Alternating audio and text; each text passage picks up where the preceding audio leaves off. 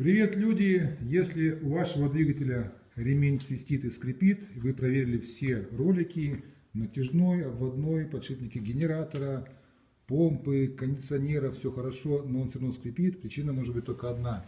Это грязь в шкивах приводных агрегатов, например, в шкиве помпы, либо в шкиве коленвала, либо в шкиве насоса кондиционера и так далее. Именно такая история случилась вот у этого мотора. Я прочистил шкивы прямо на заведенном моторе, и звук исчез.